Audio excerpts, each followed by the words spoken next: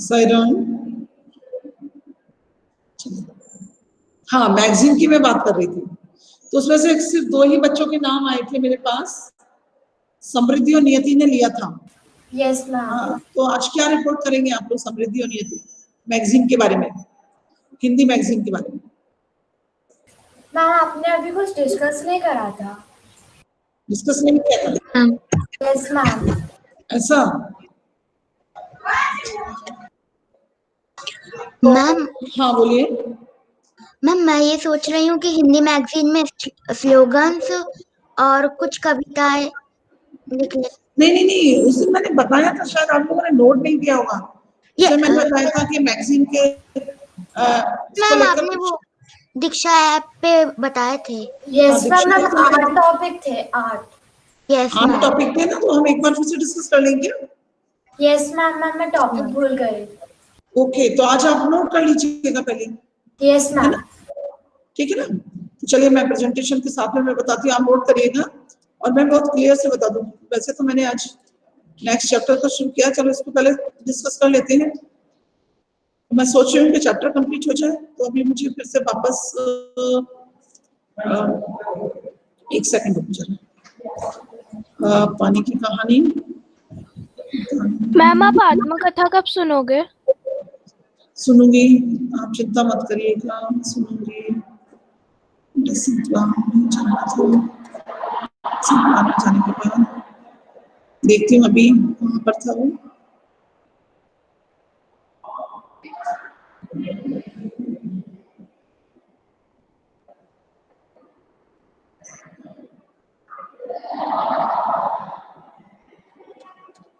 एक मैगजीन के बारे में इसी में था। मैम मेरे पास उसका स्क्रीनशॉट था क्या? मैम नहीं, भी मिल जाएगा, कोई टेंशन नहीं।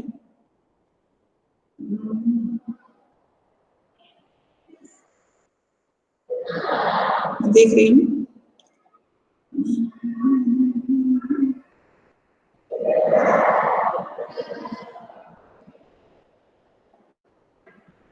इसमें नहीं होगा तो मैं एक एक करके देख लेती हूँ।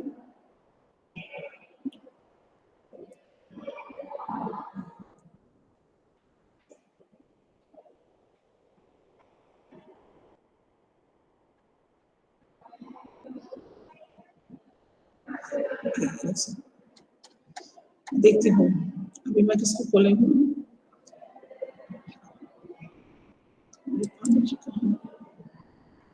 फोकस पॉइंट पर आते हैं।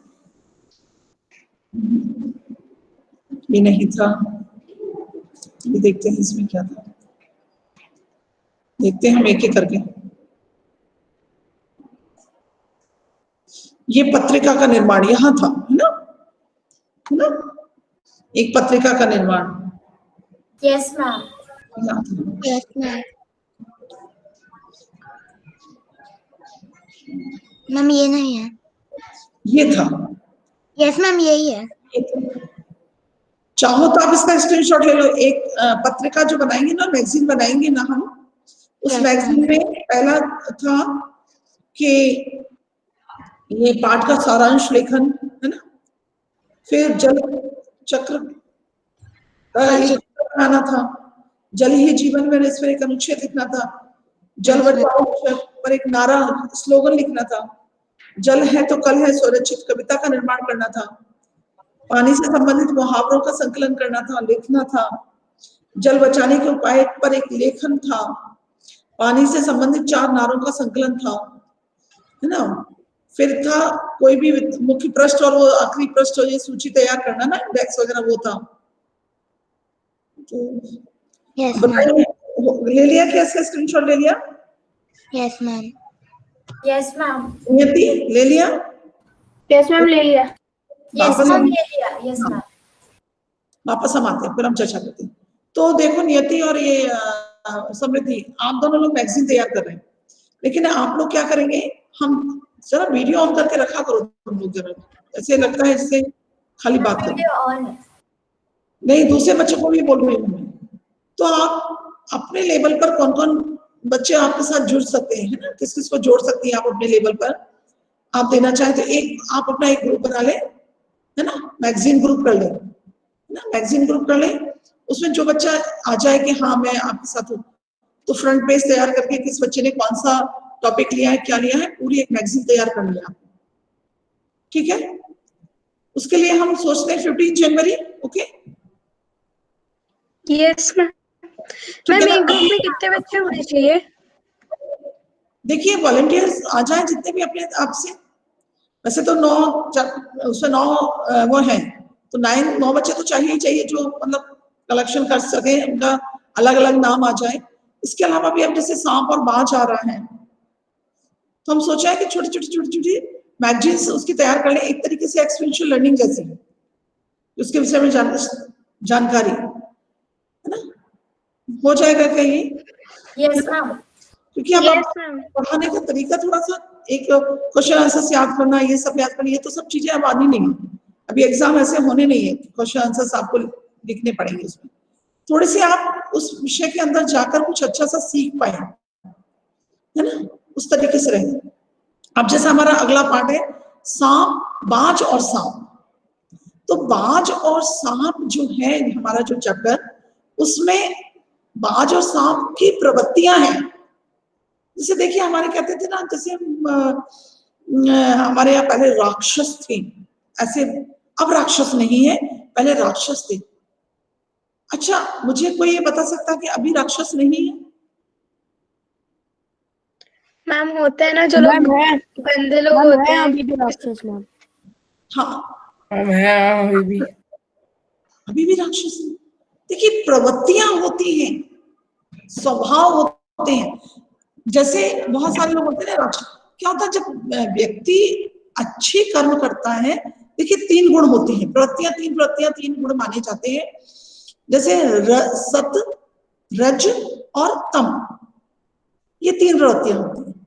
सत, रज, तम। सत माने सात्विक, माने बहुत ही शुद्ध, एकदम प्योर गुण जो होते हैं, जिनमें किसी भी प्रकार की कोई भी काम, क्रोध, लोभ, मद, मह, मत्सर, इन सब से कोई भी उनका कोई भी नहीं कर पाते, एकदम संत होते हैं। तो आज भी ऐसे लोग मिलते हैं। सतगुणों से युक्त बहुत सारे लोग मिलते हैं, जो केवल अपने बारे में ना सोचकर दूसरों के लिए भी सोचते हैं, दूसरों के लिए भी करते हैं। फिर आता है रज। रज माने राज, एकदम बिंदास, मतलब अपने जीवन में जितना भी हम अच्छी अच्छी चीजों का भोग कर सके। रज, राजकीय, मतलब रहने से ठाट वाट से रहें, शान से रहें, जितनी भी लग्जरी चीजें हैं उनका यूज करें। तो आज भी ऐसे लोग मिलते हैं। आनंद ले सब चीज का ना। उसके बाद अब आता है तीसरा तमोगुण। तमगुण मतलब क्या होता है? तमगुण क्या होता है? जिसमें पूरे जितने गंदे विचार होंगे, मतलब कर्म खराब होंगे, दूसरों को चोट पहुंचाना है, मन कर्म वचन से कुछ भी अच्छा ना होना, तमोगुण। तमो माने अंधकार। तो वहां पर ये प्रवृत्तियां ही शुरू होती हैं, किसी भी तरीके से अच्छा ना सोच पाए, चाहे मन हो चाहे कर्म हो, मतलब हमेशा किसी न किसी को परेशान करना।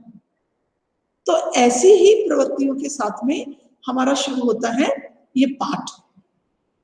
तो पहले कहते थे राक्षस थे, तो आज भी राक्षस है। कोई ऐसा नहीं था कि, आप देखिए यहाँ पर आता है ना कि वो बड़े भयानक दिखते थे। आप अभी भी ऐसे व्यक्तियों को देख सकते हैं, जिस व्यक्ति के कर्म होते हैं ना, उन कर्मों का रिफ्लेक्शन उसके फेस पर रहता ही रहता है। मन के अंदर के जो भाव होते हैं वो चेहरे को रिफ्लेक्ट करते ही करते हैं। ऐसे कभी कभी ऐसे किसी का चेहरा ना बड़ा भयानक सा दिखता है, तो हम डर जाते हैं। तो ये क्या होता है, हमारे मन के अंदर के जो भाव होते हैं ना, वो हमारे फेस पर रिफ्लेक्ट करते हैं, फेस पर दिखाते हैं वो। ये तो हो गया। इसीलिए अभी ये बात आपको समझ आ गई कि हाँ, प्रवृत्तियां आज भी राक्षसी हैं। हम बहुत सारे समाचारों में, बहुत सारे उनमें हम देखते हैं, प्रवृत्तियों के बारे में सुनते हैं। कभी हम सुनते हैं कि बहुत सारे लोग इतनी सारी लग्जरी लाइफ जी रहे हैं, कभी देखते हैं कि उसने अपना सब कुछ दान कर दिया, है ना, दूसरों के अच्छे डोनेट कर दिया। कभी हम देखते हैं कि किसी ने किसी को मार दिया, किसी ने किसी के साथ गलत काम कर दिया। ये सब क्या है? ये सब राक्षसी प्रवृत्तियां। अब ये प्रवृत्तियां तो कर लो, अलग रख दो। तो अभी आपको ये बात समझ में आ गई कि राक्षस हर युग में है। वहां पर असुरों का वर्णन किया गया था, उनको वो किया गया था, लेकिन असुर और राक्षस दानव आज भी देखने को मिलते हैं। अब आ जाते हैं और एक प्रवृत्ति पर, मानव स्वभाव के ऊपर, जिसे सांप का स्वभाव और बाज का स्वभाव। बाज का स्वभाव है आसमान तक, दूर दूर आसमान में उड़कर ऊंचाइयों को छूना, बिना किसी खतरे की परवाह किए।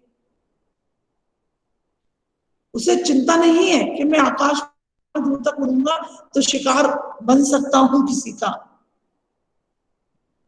परंतु वही तो क्या है, अपने पेट के अंदर रहता है, सुरक्षित रहता है, अपने आप को सुरक्षित महसूस करता है। मतलब खतरों से खेलना नहीं है।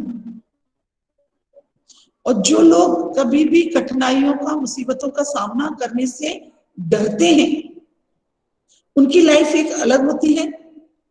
और जो लोग हमेशा कठिनाइयों से और उनसे सामना करने के लिए तत्पर रहते हैं, वो अपने जीवन में एक बहुत बड़ा गोल हासिल करते हैं, अचीव करते हैं, बहुत बड़ा गोल अचीव करते हैं। अब हम थोड़ा सा और पीछे जाएंगे तो आजादी के दिनों की हम बात करेंगे। कई कई पॉइंट्स में हम तुमको ये बात समझाएंगे। आजादी की बात करेंगे हम। स्वतंत्रता आंदोलन में कई लोग ऐसे थे, हर एक लोगों ने अलग अलग तरीके से अपना स्वतंत्रता के लिए प्रयास किया। कुछ लोग ऐसे थे कि हंसते हंसते फांसी पर झूल गए, लेकिन झुके नहीं, उनका एक तरीका था। बहुत सारे लोगों ने क्या बोला, क्या जरूरत थी उनको फांसी पर झूलने की, इस तरीके से लोग थे। लेकिन ऐसा नहीं कहा जा सकता कि उन्होंने गलत किया। उनका एक अपना एक जोश था, उनकी अपनी एक विचारधारा थी। आज भी वैसा ही सेम देखने को मिलता है। जैसे मान लीजिए अभी संसार में इतना उथल पुथल मचा हुआ है, कोविड चल रहा है, कभी आप देखते हैं कहीं पे अजरबैजान आर्मेनिया का युद्ध भी हो गया, इसी बीच में एक युद्ध भी इतना भयंकर हो गया 22 दिनों तक के लिए। और सब लोग कहीं पर हम निकल रहे हैं बाहर, तो बहुत सारे बोले निकल क्यों रहे हो। बहुत सारे लोग इस कोविड में भी काम करने के लिए निकल पड़े हैं कि नहीं जो भी होगा हम देखेंगे। कुछ लोग अभी भी ऐसे छुपे बैठे हैं, घर से निकलना ही नहीं चाहते। 1 साल पूरा होने को आ रहा है। तो ये अलग अलग प्रवृत्तियां हैं। और जो लोग जोखिम उठाते हैं, जो लोग अपने साहस का प्रदर्शन करते हैं, वो अपना एक नया इतिहास बनाते हैं। वो अपना एक नया इतिहास बनाते हैं। और अरुणिमा सिन्हा का अभी लेटेस्ट केबीसी में आया, देखा उसको कि कैसे पैर कट जाने के बाद लोगों ने कितना उसको मोटिवेट भी किया होगा, लेकिन उसको हतोत्साहित भी किया होगा। लेकिन उसने अपने उस पर करके वो माउंट एवरेस्ट, वर्ल्ड की सबसे हाईएस्ट, यस मैम 5 बार। हाँ 5 बार। और वो भी एक और बात बता रही थी, केवल यही नहीं, हर जगह की माउंट एवरेस्ट तो है ही, और भी अलग अलग जगहों की बहुत हाईएस्ट चोटियों पर भी वो जा चुकी है। उसके लिए शायद 2-3 हाईएस्ट चोटियां और रह गई है, वो सब पर जा चुकी है। तो ये क्या है? ये हौसला है, साहस है। मान लीजिए वो प्रयत्न करते करते वो मर भी जाती, तब भी क्या है, एक नाम होता है इतिहास में कि उसने ऐसा प्रयास किया था। बहुत सारे लोग कहते हैं। अब वहीं पर जब अरुणिमा वहां चढ़ रही है तो दो तरीके के विचारधारा वाले लोग हैं। कैसे? क्यों चढ़ रही हो? जबरदस्ती मौत को गले लगाना है क्या? हाँ, क्यों? जब पैर नहीं है, दिव्यांग हो, क्या हो, इतना साहस दिखाने की आवश्यकता है? अभी है ना, एक बोल रहे नहीं बहुत अच्छा काम करी, बहुत हिम्मत है, आगे बढ़ना चाहिए उसको। और यदि कुछ गलत हो जाता है तब भी बोलेंगे हो गया, चढ़ लिया पहाड़, हो गए पूरे अरमान, क्या पड़ी थी इतनी जल्दी मरने की? तो ऐसा ही सांप और बाज का है। उनकी भाषा शैली से, उनके संवाद से, उनकी विचारधारा से संसार में बहुत सारे लोग ऐसे मिल जाएंगे। कुछ लोग जो होते हैं, अब जैसे देख कुछ लोग होते हैं वहां पर, अरुणिमा का भी है कि वो ट्रेन में कुछ गलत चल रहा था, उसका विरोध किया उसने, इसलिए उन लोगों ने उसे, उसकी शायद चेन खींचकर भाग रहे थे। बहुत सारे लोग क्या सोचते हैं, अरे मरो, जाओ ले जाओ, है ना, ले जाने दो, हम तो सुरक्षित हैं। लेकिन नहीं, विरोध बहुत जरूरी है। हर एक बात का, गलत बात का विरोध, लोग डर जाते हैं। बहुत सारी ट्रेनों में आपने देखा होगा, बहुत सारी जगहों पर आपने देखा होगा, कहीं कुछ गलत हो रहा होता है तो लोग वहां से, आजकल एक नया प्रचलन बन गया, मैं इस बीच को तोड़ के बोलती हूँ, नया प्रचलन है वीडियो बना लेते हैं। अरे जितनी देर वीडियो बना रहे हो उतनी देर उसकी मदद कर दो। नहीं, हम सुरक्षित रहें। कहीं पर भी कभी भी कोई हादसा होता है, कुछ दुर्घटना घटित होती है, हमारा सबसे पहला क्या जाता है, हम तो वहां नहीं थे, हम सुरक्षित हैं। हमारा कोई रिलेटिव तो नहीं था, हम सुरक्षित हैं। हमारे किसी के साथ दुर्घटना तो घटित नहीं हुई, हम ठीक हैं। इस विचारधारा के साथ में जीवन जी रहे हैं। कुछ लोग क्या होते हैं, कभी कुछ गलत हो रहा होता है उसका विरोध करते हैं, चाहे उस विरोध में उनको भी कुछ ना कुछ लॉस क्यों ना उठाना पड़े, लेकिन वो विरोध करते हैं। और ऐसे ही लोगों के लिए दुनिया बाद में गुणगान करती है। आज हम आजादी के लिए बहुत सारे लोगों को पढ़ते हैं कि उन्होंने आजादी के लिए अपने प्राणों का बलिदान कर दिया। आजादी क्यों पढ़ रहे हैं? वो बहुत सारे लोग गुलाम रहे होंगे, उनके नाम क्यों नहीं आए? तो यह है प्रवृत्तियां। हम किस प्रवृत्ति के हैं ये जानने की जरूरत रहती है। हमारी प्रवृत्ति क्या है? अपने आप को सुरक्षित रखना, अपना जीवन सुरक्षित रखना, या फिर जोखिम और साहस के साथ में लाइफ को एंजॉय करना, तो कुछ ऐसा कर जाना जिससे लोग जीवन भर एक इतिहास बनाकर हमको याद रखें। गलत कार्यों की ओर की बात नहीं कर रही हूं, सही दिशा में काम करें। तो चलिए देखते हैं इस पाठ को, पढ़ते हैं हम। अच्छा, पढ़ने से पहले मैं जानना चाहूंगी क्या आप, सुनने वाली थी। हाँ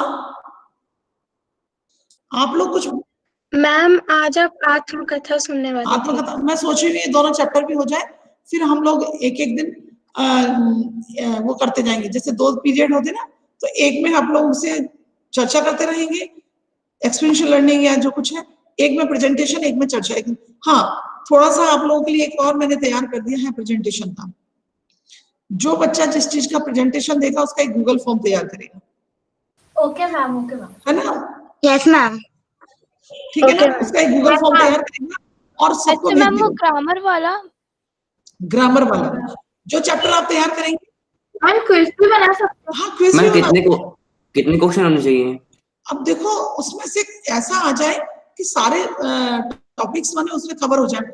मैक्सिमम मिनिमम 10 तो होना ही चाहिए, है ना? मैम लास्ट डेट कौन सी है प्रेजेंटेशन के लिए? ये फर्स्ट से शुरू हो जाएगा हमारा। हाँ बोलिए ऋषिका। मैम हमें तो हिंदी टाइपिंग नहीं आती। नहीं, हमने बताया ना गूगल वेबसाइट वाला। होती है कुछ टाइपिंग के लिए, जैसे इंडिया मैम होता है ना, होता है मैम, Website मोबाइल पे भी लैपटॉप पे भी। लैपटॉप पे तो है ही। हाँ, फिर अनिकेत कुछ बोल रहा है। अनिकेत बोलो, क्या बोलना है? मैम मैं ये कह रहा हूँ कि जैसे मैम दूसरे गूगल फॉर्म बनाने के लिए मैम indiatyping.com होता है मैम। हम लैपटॉप अगर में बना रहे हैं तो मैम उसमें कैरेक्टर बाय कैरेक्टर एक ऑप्शन होता है, उसको सिलेक्ट करने के बाद आप इंग्लिश में से मैम अहम लिखेंगे या कुछ भी लिखेंगे मैम, वो अपने आप हिंदी में कन्वर्ट हो जाएगा। हाँ। मैम मैं तो Google फोन में input बना होता रहा है। हूँ अलग से लगेगा। मैम, फोन में Google हिंदी input कीबोर्ड बोलते डाल हो। के भी कर सकते हैं। हाँ, गूगल इनपुट मैंने बताया था, गूगल इनपुट बताया था, उसमें भी ये होता है, बहुत सरल है गूगल इनपुट गूगल में। इंडेक्स कीबोर्ड भी डाल सकते हैं फोन में, तो मैम वो हिंदी में अपन मैम उंगली से लिख सकते हैं। फोन में तो आराम से हो जाएगा। फोन में तो आराम से हो जाता है, लेकिन इसमें भी हो रहा है, लैपटॉप में भी हो रहा है। अभी अनिकेत ने मुझे क्या बताया, अनिकेत कहाँ पर क्या करेंगे ये मैं अपने laptop पे- गूगल में indiatyping.com सर्च कीजिए। अच्छा, indiatyping.com। मैम प्रणव ने चैट बॉक्स में लिंक भी भेज दी। अच्छा, लिंक भेज दिया उसका, प्रणव ने भेज दिया। indiatyping.com। Yes ma'am.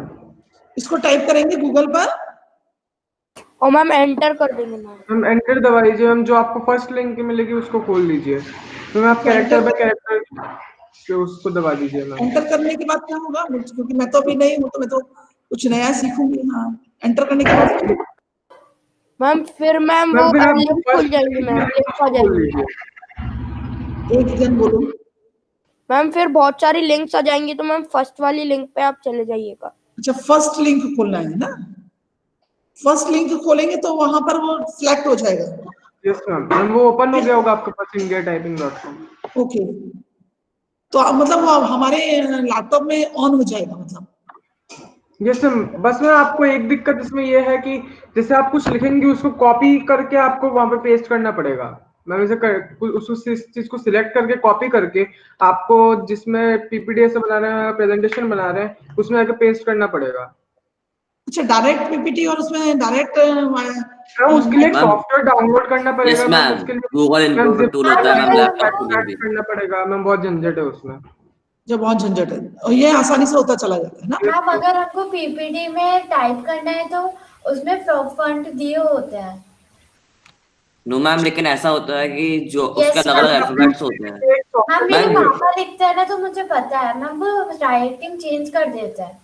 मैम एक ऐसा सॉफ्टवेयर डाउनलोड करना पड़ता है जिससे अगर आप डालोगे वेद तो वो वेद लिखा जाएगा, वो डाउनलोड करना पड़ता मैम है। बिना सॉफ्टवेयर के भी हो जाता है मैम, बस एक कीबोर्ड होता है उसमें मैम, जैसे कि टी है तो टी के नीचे वहां पर लिखा रहेगा कि जा है उसका हिंदी में आएगा, तो फिर हमको टाइपिंग सीखनी पड़ती है। Yes ma'am. मैम पर लेकिन एक सॉफ्टवेयर होता है ना जिससे अगर आपने वेद इंग्लिश में टाइप किया VED तो वो पूरा वेद हिंदी में लिखा जाएगा। ये तो मैम हिंदी कीबोर्ड भी डाउनलोड कर सकते हैं। यस मैम, नहीं, मोबाइल में तो है, मोबाइल में मेरा तीनों है, संस्कृत, हिंदी और इंग्लिश तीनों है मोबाइल में। मोबाइल में मैं आराम से संस्कृत भी टाइप करती हूँ। जैसे मोबाइल में मेरे में मैम मैं इंग्लिश में टाइप करता हूँ, हिंदी में कन्वर्ट हो जाता है वो। हिंदी में हो जाता है, इंग्लिश में करो, संस्कृत में करो, हो जाता है, हो जाता है। इंग्लिश मोबाइल का यस मैम, फोन में तो बहुत इजी रहता है। फोन में तो इजी है, गूगल फॉर्म तो फोन में आसानी से बना सकते हैं। और जैसे पीपीटी तैयार करना है तो आप लोग लिखो, पिक्चर क्लिक करो, जैसे नहीं आ रहा हिंदी का टाइपिंग, पिक्चर क्लिक करो और पेस्ट करो पीपीटी में, प्रेजेंट करो। मैम मैं तो पीपीटी भी फोन में ही बना रहा हूँ, फिर मैम मैं उसको लैपटॉप में डाल दूंगा। हाँ, ऋषिका कुछ आप प्रॉब्लम है क्या ऋषिका? नो मैम, मैं कर लूंगी। हाँ, कोशिश करो। और देखो क्या है कि हम बहुत सारी चीजें इसमें से नहीं जानते हैं, तो हम एक दूसरे के साथ, जैसे मुझे भी अभी जैसे नया मिला तो मैं कोशिश करूंगी कि अपने लैपटॉप में इसको करूं, है ना? ठीक है ना? Yes ma'am. Yes ma'am. Ma'am एक दूसरे के साथ हेल्प ले लो। यदि किसी और बच्चे को भी प्रॉब्लम आ रही है क्या, और बच्चे को भी कोई प्रॉब्लम आ रही है क्या टाइपिंग में, हिंदी टाइपिंग में? नहीं आ रही। चलिए तो हम अपना चैप्टर शुरू करते हैं। अभी मैंने क्या बोला कि अब ये 2 चैप्टर भी खत्म कर लेते हैं, फिर एक दिन प्रेजेंटेशन, एक दिन जो भी वो होगा जो आपको दिया जाएगा। मैम सबसे पहले प्रेजेंटेशन होगी या फिर आत्मकथा? जैसे मंडे को एक प्रेजेंटेशन होगी, ठीक है, जो भी बच्चा तैयार होगा। बल्कि मैं अब डेट वाइज मतलब रोल नंबर मतलब 1 1 2 3 फर्स्ट पे कौन प्रेजेंट करना चाहता है, सेकंड पे कौन प्रेजेंट करना चाहता है, तो वो भी मैं नोट करके रखूंगी। नहीं तो मैं यहाँ आके बैठ गई, अब मैं बोल रही हूँ प्रेजेंट करो, नंबर वाइज आप लोग प्रेजेंट करते जाना, कि आज अपना अपना नंबर बता देना कि मैं किस दिन प्रेजेंट करने वाला हूँ, कौन से नंबर पर प्रेजेंट करने वाला हूँ, तो वो हम लिख लेंगे हमसे, ठीक है। चलिए, उसके बाद वेडनेसडे आत्मकथा रहेगी, फिर प्रेजेंटेशन, फिर आत्मकथा, कुछ टोपी वाला पांच, इस तरीके से चलता रहेगा कंटिन्यू, ठीक है। मेन तो ये है कि आपको थोड़ी सी सब चीजें आ जाए, ग्रामर आ जाए, लिखना आ जाए, बोलना आ जाए, इस तरीके से। चलिए, अब मैं कर रही हूँ प्रेजेंट, दीक्षा ही करती हूँ। चलो मैम, ऐसा तो कुछ नहीं है ना मैम कि स्लाइड्स की कोई लिमिट हो मैम, जो पीपीटी नहीं, बनाएंगे? कोई लिमिट नहीं है, आप जितना अच्छा एक्सप्लेन कर सके, Yes, ma'am. स्लाइड की लिमिट नहीं है। हाँ, बच्चे आपसे डाउट भी पूछेंगे, ये बात ध्यान रखना, बच्चे आपसे डाउट भी पूछेंगे। मैम पीपीटी में वीडियो भी डालना है क्या? क्या मैम पीपीटी में वीडियो भी डालना है?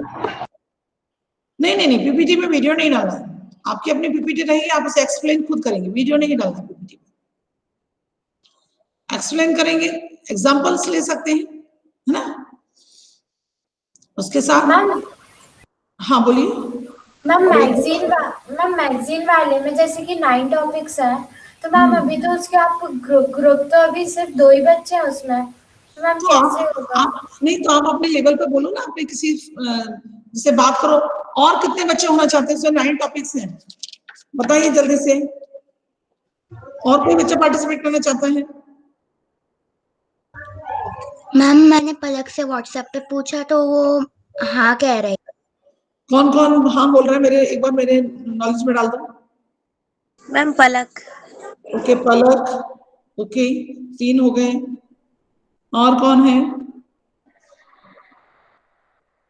समृद्धि आप बता दो, आपको आपको किसने हाँ बोला है, वही आप ही बता दो। हाँ मैम मुझे तो बस पलक ने ही कहा था अभी। चलो गीतिका ने भी बोला है, चलिए गीतिका, और बोलिए, 4 हो गए।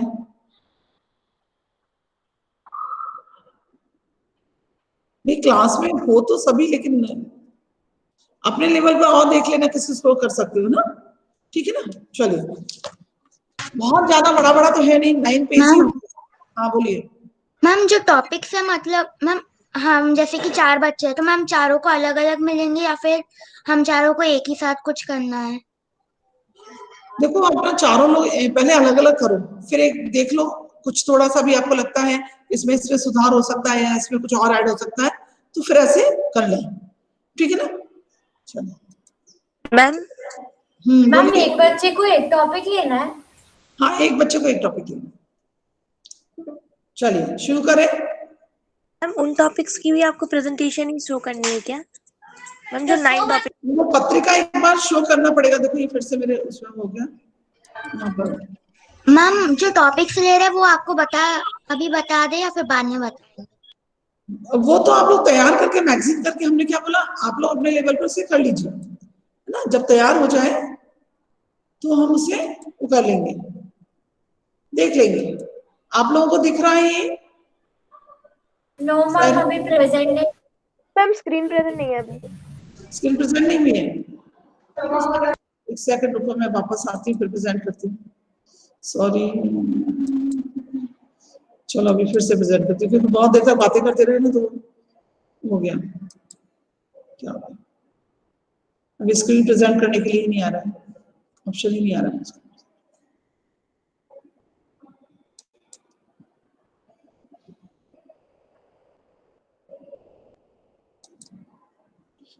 आ गया है, चलिए। आप दिख रहा है स्क्रीन? स्क्रीन अभी दिख रही है? Yes ma'am, yes ma'am. Yes ma'am. चलिए पाठ। बाज और सांप, लेखक निर्मल वर्मा। निर्मल वर्मा जी द्वारा लिखी गई बाज और सांप एक बोध कथा है। इस कथा के माध्यम से लेखक ने 2 अलग अलग प्राणियों के जीवन के प्रति अलग अलग विचारधारा पर प्रकाश डाला है। समुद्र के किनारे ऊंचे पर्वत की अंधेरी गुफा में एक सांप रहता था। समुद्र की तूफानी लहरें धूप में चमकती, झिलमिलाती और दिन भर पर्वत की चट्टानों से टकराती रहती थीं। पर्वत की अंधेरी घाटियों, देखिए यहाँ पर लहरों का भी बड़ी बड़ी सुंदरता से मानवीकरण किया गया है। अभी यहाँ पर उन्होंने, मेरी आवाज आ रही है आप लोगों को? Yes yes ma'am. तो यहाँ पर देखिए, यहाँ पर पर्वत से लहरें टकरा रही हैं। मतलब पर्वत लहरों का क्या है, लहरें तो कितनी भी दूर जा सकती है, लेकिन समुद्र की जो लहरें हैं पर्वत ने उनको उनकी गति को रोक रखा है, उनकी गति को रोक रखा है। तो यहाँ पर भी ये संदेश दे रहे हैं कि वो लगातार फिर भी वो टकरा रही है, मैंने प्रयास कर रही है, मतलब जूझ रही है अपनी बंधन से। वो चाहती है कि पर्वत को हम तोड़कर और निकल जाए। तो इस तरीके से वो स्वतंत्रता का लिए एक प्रयास कर रही है। जब वो स्वतंत्रता के लिए प्रयास कर रही है तो वो दूसरे लोगों के विचारधाराओं को भी अच्छे से समझेंगी, ये बात आगे आएगी।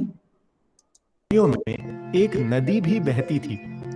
जिस जगह पर नदी और समुद्र का मिलाप होता था, वहां लहरें दूध के झाग सी जैसे सफेद दिखाई देती थीं। सांप अपनी गुफा में बैठकर सब कुछ देखा करता और वह मन ही मन खुश होता था कि इन सब कोलाहल से दूर वह अपनी गुफा में सुखी और सुरक्षित है। हाँ, वो वहां रहता है, उसके मन में क्या है कि दुनिया में होने वाली जितनी भी हलचल है उनसे मैं सुखी हूं, मुझे कोई भी दुख नहीं दे सकता। बहुत सारे लोगों की प्रवृत्ति होती है ना, मैं मेरा परिवार सुबह जाकर जॉब करके आ जाऊं, वापस सुरक्षित घर आ जाऊं, अपने परिवार के साथ खुश हूं। दुनिया में किसके साथ क्या घटना घटित हो रही है उससे कोई भी लेना देना नहीं है, क्योंकि मैं ज्यादा लोगों से संबंध नहीं रखूंगा तो मुझे कोई ज्यादा कष्ट भी नहीं देगा। इस तरीके के विचारधारा के लोग भी रहते हैं। कोई उसे दुख नहीं दे सकता। एक दिन अचानक आकाश में उड़ता हुआ खून से लथपथ एक बाज सांप की उस गुफा में आ गिरा। उसके शरीर पर जख्मों के निशान थे, पंख खून से सने थे और वह अधमरा सा जोर जोर से हाँफ रहा था। बाज को देखकर सांप डर से कोने में सिकुड़ गया, लेकिन जब उसने देखा कि बाज जीवन की अब देखिए, यहां पर भी वही बात कही गई। सांप घायल होकर जब उसके सामने गिरा तो पहले तो वो डर गया, क्योंकि सांप और बाज एक में शत्रुता का भाव भी रहता है। पहले वो डर गया कि कहीं ये मुझे कुछ चोट तो नहीं पहुंचा देगा या मेरे ऊपर आक्रमण तो नहीं कर देगा। लेकिन जैसे उसने देखा ये घायल हो चुका है, ये कुछ नहीं कर सकता, तो बाहर आ गया। अभी जो संवाद चलेगा इन दोनों के बीच में, वो संवाद ही मुख्य होगा कि कैसे दो अलग विपरीत विचारधाराओं के लोग मिलते हैं। देखिए,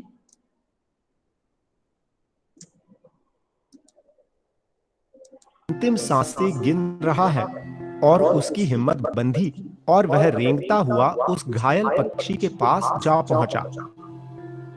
पास जाकर सांप बाज से बोला, क्यों भाई, इतनी जल्दी मरने की तैयारी कर ली? मतलब ये एक तरीके का व्यंग है। क्या है कि जो लोग बहुत जोखिम भरे काम करते हैं वो क्या करते हैं, ऐसे लोगों को जो दिल में छिपे हुए होते हैं ना, उनको बड़े तुच्छ, मतलब बड़ा अपने आप से बड़ा तुच्छ समझते हैं, उनको बड़ा कमजोर देखते हैं। लेकिन जब वो घायल होकर नीचे गिर गया, वो मरने वाला है, तब वो क्या देख, उनको कह रहा है, लो अच्छा भाई कर ली मरने की तैयारी, बहुत उड़ते थे। इस तरीके की विचारधारा होती है।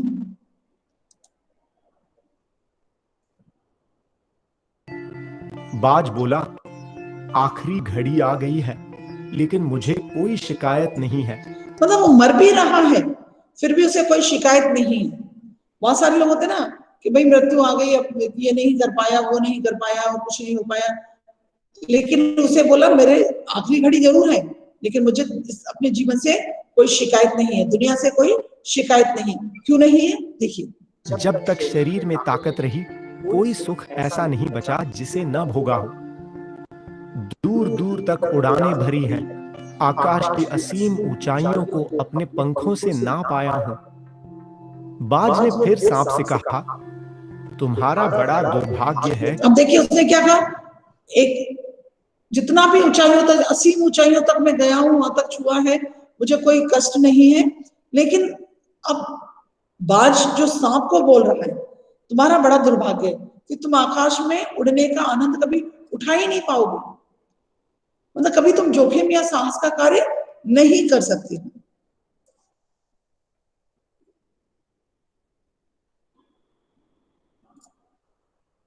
कि तुम जिंदगी भर आकाश में उड़ने का आनंद कभी नहीं उठा पाओगे। सांप बोला, आकाश में आखिर रखा क्या है? क्या मैं तुम्हारे आकाश में रेंग सकता हूं? मेरे लिए तो ये गुफा ही भली। अब देखिए, रेंगना माने जीवन को बड़ा धीरे धीरे बस अपने तक ही सीमित रखकर जीना, तो कहते हैं हम सुरक्षित हैं, उसे रेंग रेंग कर जीना। बोले आकाश में क्या मैं उड़ पाऊंगा? कि इतनी मैं उस लोगों के उस प्रवृत्ति के लोगों के साथ में एडजस्ट हो पाऊंगा क्या? आखिर आकाश में है ही क्या? इतनी आरामदेह और सुरक्षित जगह और कहां होगी? सांप मन ही मन बाज की मूर्खता पर हंस रहा था। वह सांप हंस रहा है बाज के जो उड़ने की जोखिम और साहस जो है उसे मूर्खतापूर्ण लग रहा है कि ये तो मूर्खतापूर्ण है कि अपनी जान को खतरे में डाल करके साहस और जोखिम भरे कार्य करना, ये उसके लिए मूर्खतापूर्ण कार्य है। सोचने लगा कि आखिर उड़ने और रेंगने के बीच कौन सा भारी अंतर है। अंत में तो सबके भाग्य में मरना ही लिखा है।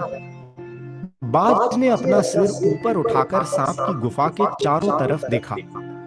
गुफा में दरारों से पानी टपक रहा था।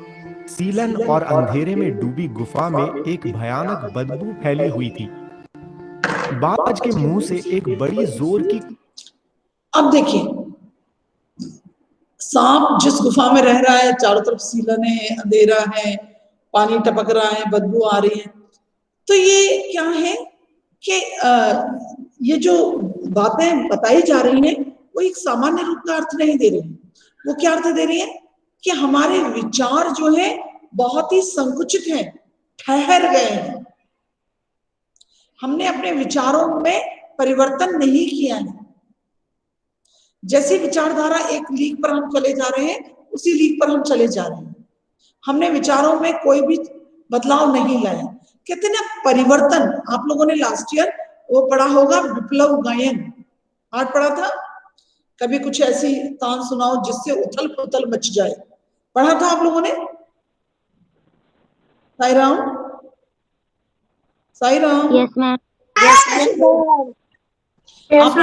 विप्लव गायन मैंने परिवर्तन की कि उसमें ऐसी तान सुनाओ, माने ऐसा जोश आए थी, कविता लिखो जिससे संसार में उथल पुथल मच जाए। माने समाज के जो बंधन है, जो सोच है, जो रूढ़िवादिता है, वो टूटकर बिखर जाए। तो यहाँ पर ये मतलब हमारी जो विचारधारा है यदि संकुचित हो जाए तो धीरे धीरे वो सड़ने लगती है, विचारधारा उनमें बदबू आने लगती है। माने वो विचारधारा समय के साथ मैच नहीं करती है। हमारी प्रवृत्तियां फिर हमको ही एक घेरे तक समेट देती हैं और हम पूरे जिंदगी का, प्रकृति का या फिर संसार का आनंद भी नहीं ले पाते हैं। तो यहाँ पर जो गुफा का के लिए जो शब्दों का प्रयोग किया गया है वो गुफा के लिए ना होकर हमारे विचारधाराओं के लिए है कि हमारी विचारधाराएं ऐसे संकुचित हो जाए, जीर्ण शीर्ण हो जाए, ठहर जाए, रुक जाए, तब जीवन बहुत ही दुष्कर हो जाता है।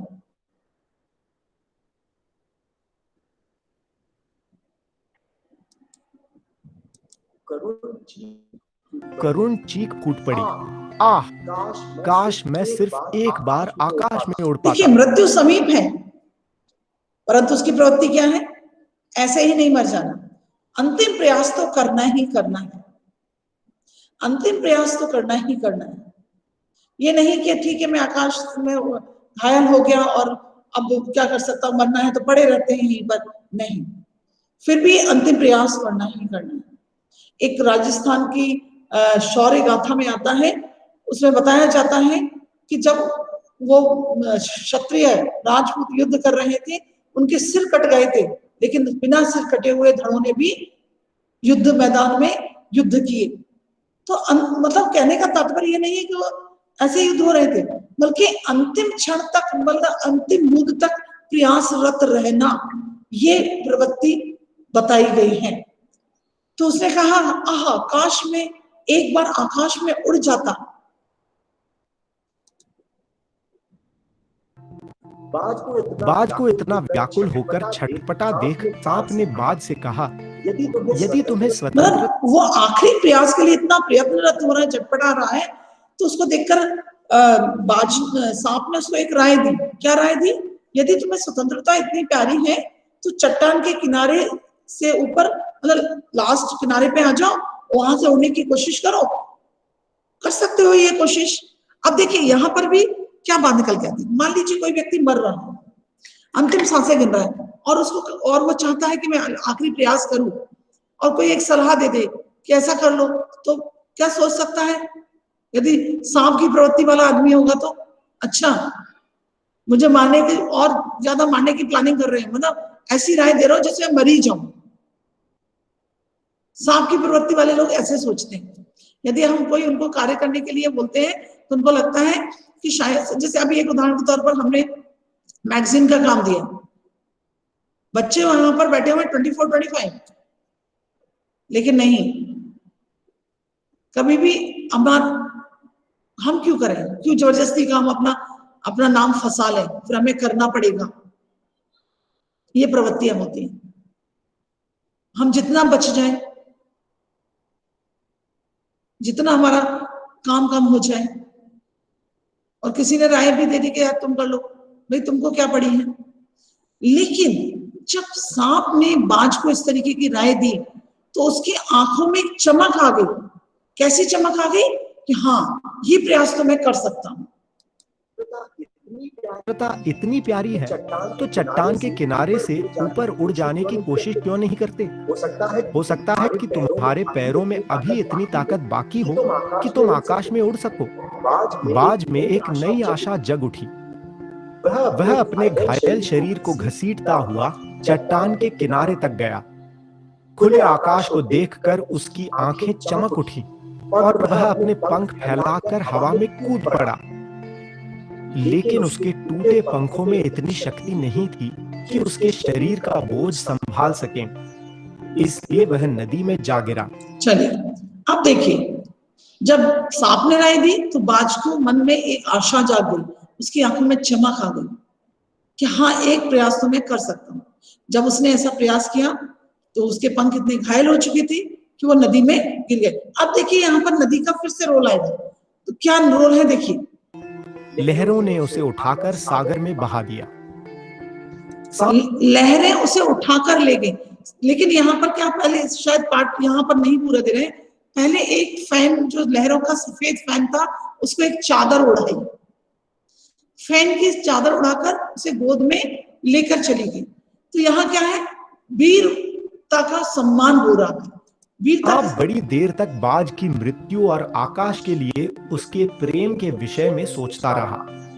उसे लगा कि आकाश में क्या ऐसा आकर्षण छिपा है जिसके लिए बाज ने अपने प्राण गंवा दिए। उसने सोचा कि कम से कम उस आकाश का स्वाद तो चख लूं।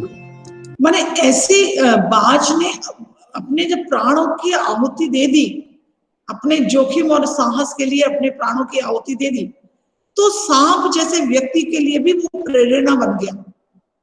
उसने उसे सोचने के लिए प्रेरित कर दिया। समाज में जो लोग प्रेरणा बनते हैं वो पहले अपने जीवन में उन कार्यों को करते हैं, और उन कार्यों को करने के बाद ही वो समाज की प्रेरणा बनते हैं। ऐसा नहीं होता है कि सिर्फ बोलने से ऐसा कर लो, ऐसा कर लो, ऐसा कर लो, सिर्फ भाषण मात्र हो जाए, कर्म कहीं भी दिखाई ना दे, तो वो प्रेरणा नहीं बनते। पहले वो अपने जीवन में उन कार्यों को करते हैं, तब वो संसार के रोल मॉडल बनते हैं। तो यहाँ पर भी वही हुआ। जब सांप के कहने से बाज चट्टान तक गया, उड़ा और नदी में गिरकर मर गया, तो सांप को सोचने पर मजबूर हो गया कि ऐसा आखिर क्या है आसमान में, माने आजादी में, साहस में, वीरता में, ऐसा क्या है जिसके लिए सांप ने अपने प्राण तक दे दिए, और वो प्रयास करते हैं।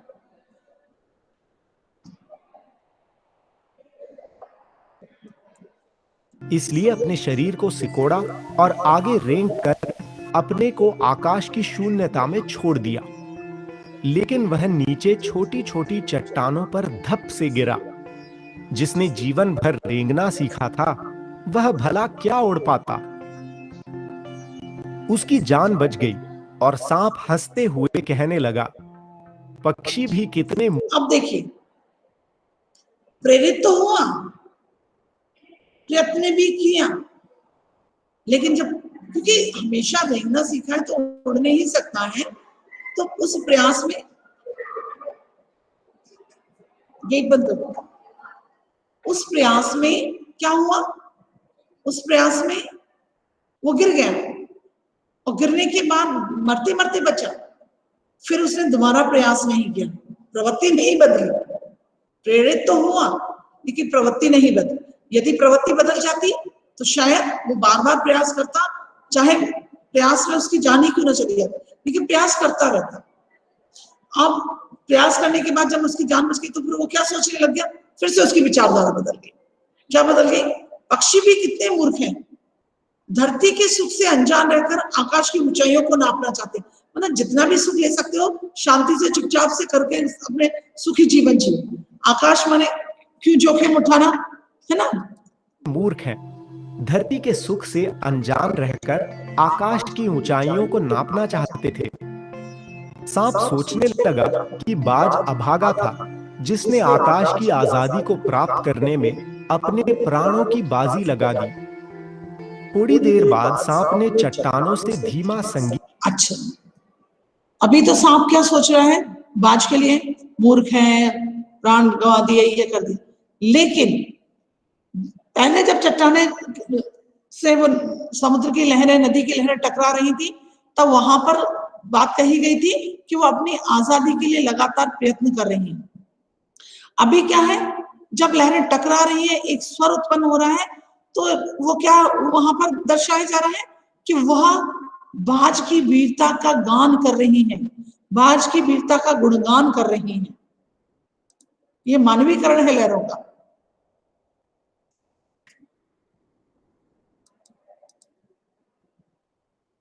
गीत सुना और देखा कि लहरें मधुर स्वर में बाज के लिए गा रही हैं कि तुमने शत्रुओं से लड़ते हुए अपना जीवन बलिदान कर दिया, लेकिन फिर भी तुम अमर हो। जब कभी साहस और वीरता के गीत गाए जाएंगे, तुम्हारा नाम बड़े गर्व और श्रद्धा से लिया जाएगा। हमारा गीत जिंदगी के उन दीवानों के लिए है जो मरकर भी मृत्यु से नहीं डरते। यह कथा मनुष्य को प्रेरणा देती है कि उसको जीवन में स्वतंत्रता और संघर्ष के मूल्य को समझना चाहिए। जो मनुष्य जीवन में अपनी स्वतंत्रता के प्रति जागरूक रहता है और संघर्ष करने से डरता नहीं है, वह आगे चलकर समाज के लिए प्रेरणा का स्रोत बन जाता है। प्रत्यय दूसरे शब्दों के अंत में जुड़कर उसके भाव या अर्थ में परिवर्तन कर देते हैं। जैसे आरामदेह शब्द में देह प्रत्यय है। देह का अर्थ होता है देने वाला। देने वाला के अर्थ में द, प्रद, दाता, दाई आदि प्रत्यय का भी प्रयोग होता है। चलिए कुछ उदाहरण देखते हैं।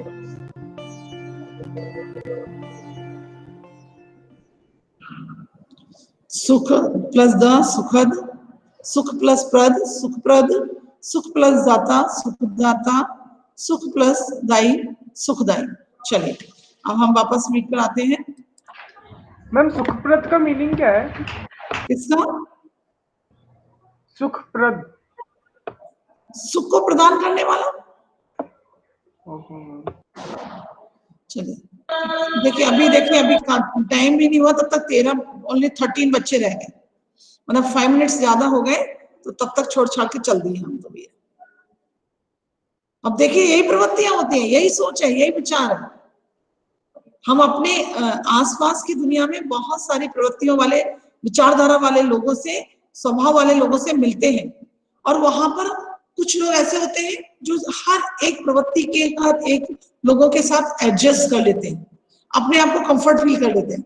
बहुत सारे लोग नहीं कर पाते, वो अपनी ही सोच के लोगों के साथ कर पाते हैं। कुछ लोग अपनी विपरीत सोच के साथ भी एडजस्ट हो जाते हैं। तो यही है, देखिए 23, 24 से 10 बच्चे जो लेफ्ट हो गए वो यही है। चलिए ठीक है, सिर्फ आ रहे हैं। मैं आप लोगों को पहले भी बोल चुकी हूँ, आप लोग ये सोचकर बिल्कुल भी मत बैठिएगा कि ये ऑनलाइन क्लासेस हैं, फालतू की चल रही हैं, ये है।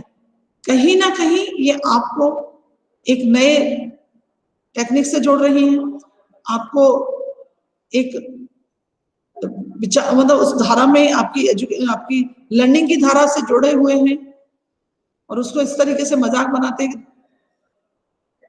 टाइम हुआ भी, हमारा तो बेल बज गई। वहां पर भी है, क्लासरूम में भी हमने देखा है इस चीज को कि बेल टीचर पढ़ा रही है, उस पर इतना फोकस नहीं है।